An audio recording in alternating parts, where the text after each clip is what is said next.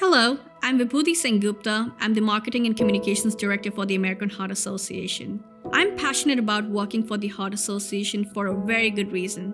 My daughter, Ziva. After trying for a while to have a baby, we were so thrilled to learn that we were expecting in the summer of 2021.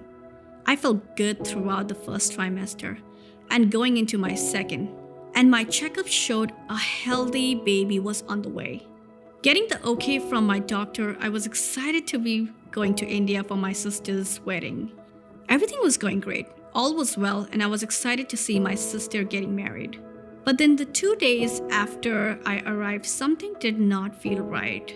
Maybe it was the long flight and the stress of traveling, but call it mother's intuition. I felt something was wrong, and I needed to see a doctor. An ultrasound detected an unusual heartbeat. My baby's heart was beating slower, much slower than normal, at about half the normal rate. This is a mother's worst fear coming true, that something is not going right in their pregnancy. About 40,000 children in the US are born with a heart defect each year, according to the Heart Association.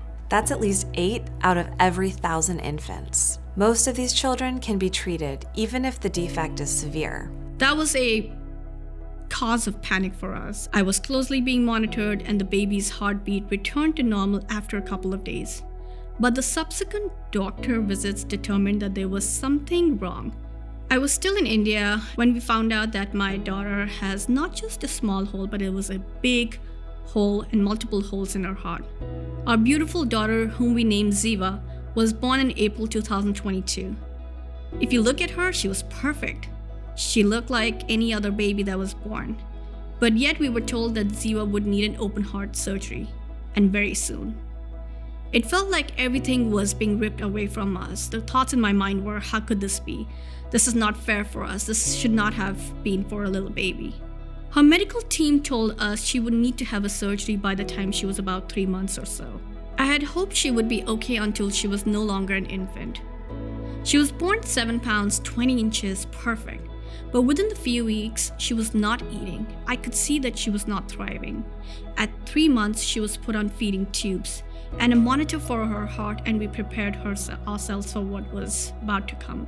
The exact cause of most congenital heart defects isn't known. Although it's presumed to be genetic, only a few genes have been linked to heart defects. This means that heart defects are likely due to a combination of multiple factors, from genetic to environmental exposures, that are still being studied. A normal heart has valves, arteries, veins, and pumping chambers that circulate blood in a recurring pattern. The body sends the blood to the heart sends the blood to the lungs, and then the lungs send blood back to the heart. But when valves or chambers or arteries are malformed, this circulation pattern can be impaired, and that's what we call a congenital heart defect. Thankfully, Ziva had a clear diagnosis and her medical team had a plan.